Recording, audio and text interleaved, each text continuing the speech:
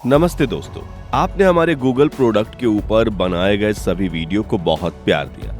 हम उसी topic video को लेकर आए जिसमें बात करेंगे सबसे बड़ा सवाल, आज क्या हम विदेशों के बनाए प्रोडक्ट को इस्तेमाल करते रहेंगे और पूरी दुनिया में अपने स्वाभिमान का अपमान करते रहेंगे, या फिर चीन की तरह हर क्षेत्र में अपना ही प्रोडक्ट बनाकर दुनिया के किसी भी देश को अपने पर राज नहीं करने देंगे। मतलब साफ है, क्या भारत अपना गूगल, फेसबुक और व्हाट्सएप बना सकता है? इस बात पर हमारे प्राइम मिनिस्टर मोदी जी का एक अभियान चलाया, स्वदेश 2.0 पुश। क्या है पूरी खबर जानते हैं। क्या आप इमेजिन कर सकते हैं कि अमेरिका का एक फैसला, सिर्फ एक फैसला, इंडिया की किस्मत बदल सकता है? क्या हो अगर मैं आपसे कहूं कि दुनिया की सबसे बड़ी सुपर पावर ने इंडिया पर इकोनॉमिक अटैक किया है और उसके जवाब में पीएम मोदी ने एक ऐसा मास्टर स्ट्रोक चला है जो आने वाले 10 सालों में इंडिया की तस्वीर बदल कर रख देगा।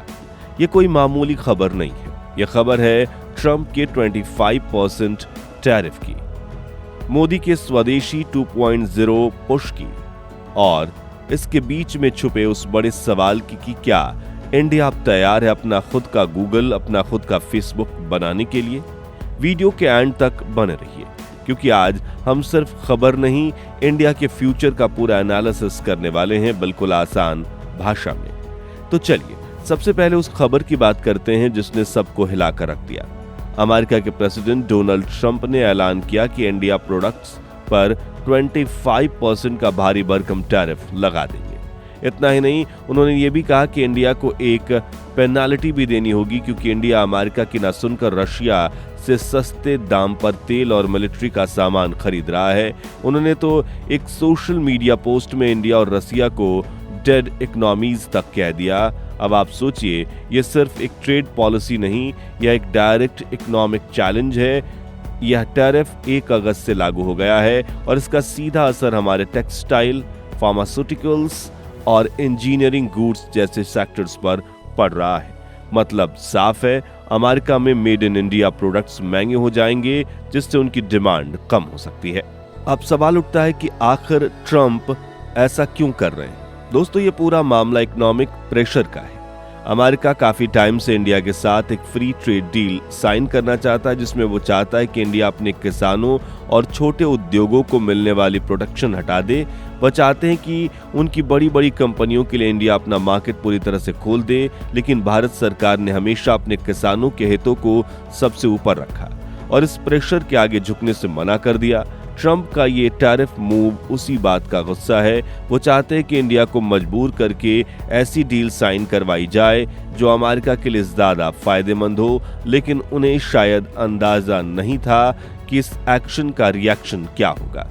इस अमेरिका प्रेशर के जवाब में पीएम मोदी ने एक रैली से पूरे देश को एक नया मंत्र दिया। उन्होंने इस चैलेंज को एक अपॉर्चुनिटी में बदल दिया। उन्होंने कहा कि आज जब पूरी दुनिया की इकोनॉमी में उथल पुथल मची हुई है, हर देश सिर्फ अपने फायदे के बारे में सोच रहा है, तो भारत को भी अपने इकोनॉमिक इंटरेस्ट के लिए अलर्ट रहना होगा और इसका सबसे बड़ा हथियार है स्वदेशी।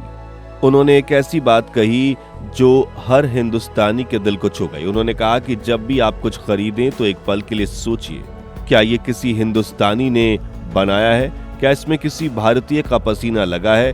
यह सिर्फ एक अपील नहीं थी दोस्तों, ये एक मूवमेंट का ऐलान था, जिसे हम स्वदेशी 2.0 कह सकते हैं। उन्होंने देश के हर दुकानदार से, हर व्यापारी से अपील की है कि आने वाले त्योहारों के सीजन में सिर्फ लोकल प्रोडक्ट्स ही बेचें। यहाँ पर हम एक बात समझ जाएं कि यह स्वदेशी का मतलब सिर्फ विदेशी सामान का बहिष्कार करना नहीं है, यह एक सोच है, एक माइंडसेट है। यह अपने देश की काबिलियत पर विश्वास करने की बात है। आत्मनिर्भर भारत का विजन यही है कि हम चीजें केवल खरीदें नहीं, बल्कि उन्हें बनाना भी सीखें। हम इंपोर्टर से एक्सपोर्टर बने।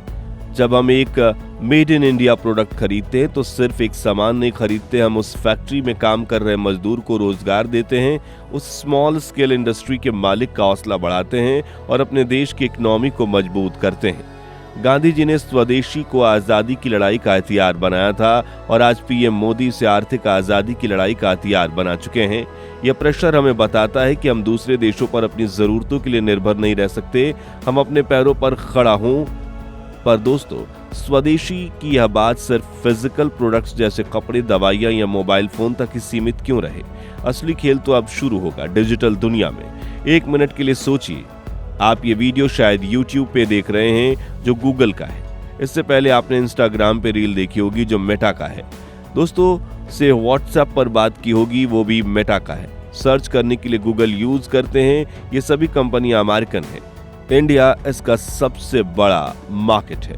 करोड़ों यूजर्स यहाँ हैं, लेकिन कंट्रोल किसका है? अमेरिका का। हमारा डेटा, हमारी पर्सनल इंफॉर्मेशन सब उनके सर्वर्स पर है और वो इसका इस्तेमाल अपने फायदे के लिए करते हैं।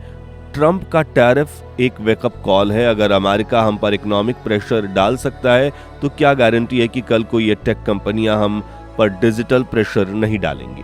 मैं जानता हूं आप सोच रहे होंगे कि गूगल और फेसबुक जैसी कंपनियों को रिप्लेस करना बच्चों का खेल नहीं है। उनके पास अरबों खरबों डॉलर की फंडिंग है, दुनिया का बेस्ट टैलेंट है और उनके प्रोडक्ट्स इतने पॉलिश्ड हैं और आसान है कि उनकी आदत छोड़ना मुश्किल है। ये बात बिल्कुल सच है। चैलेंज बहुत बड़ा है। हमने ट्विटर के अल्टरनेटिव के रूप में कू को आते देखा। उसने शुरुआत में भी जोर पकड़ा, लेकिन आम यूजर्स को अपनी तरफ खींचने में उतना सफल नहीं हो पाया।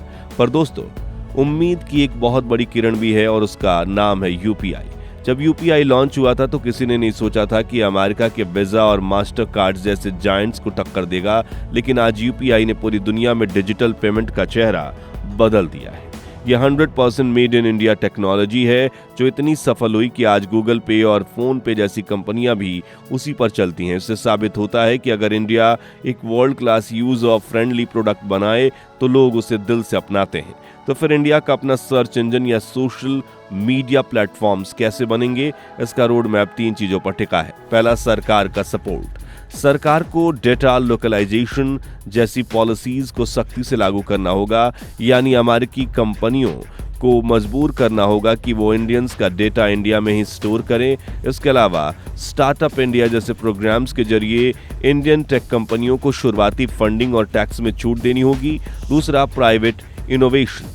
हमारे स्टार्टअप्स और इंजीनियर्स को सिर्फ कॉपी पेस्ट नहीं करना होगा, उन्हें एक ऐसा प्रोडक्ट बनाना होगा जो गूगल से बेहतर हो, जो इंडियन यूजर्स की ज़रूरतों को समझे। एक ऐसा सर्च इंजन जो हिंदी, तमिल, बंगाली जैसी स्थानीय भाषाओं में बेहतर रिजल्ट दे। एक ऐसा सोशल मीडिया जो इंडियन कल्चर और त्योहारों को ध्यान में रखकर बनाया गया हो। और तीसरी और सबसे ज़रूरी चीज़, हम सबका साथ। जब कोई नया इंडियन ऐप या प्लेटफॉर्म आए तो उसे एक मौका देना होगा। हमें वोकल फॉर लोकल का नारा सिर्फ दिवाली के दियों तक नहीं बल्कि मोबाइल ऐप्स तक ले जाना होगा।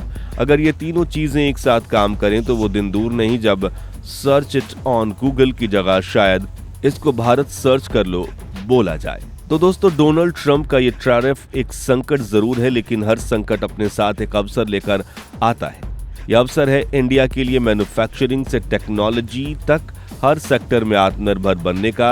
ये लड़ाई सिर्फ सरकार की नहीं, ये हम 140 करोड़ हिंदुस्तानियों की है। हमारा एक छोटा सा फैसला एक लोकल प्रोडक्ट खरीदने का, एक इंडियन ऐप डाउनलोड करने का देश की इकोनॉमी में एक बड़ा योगदान दे सकता है।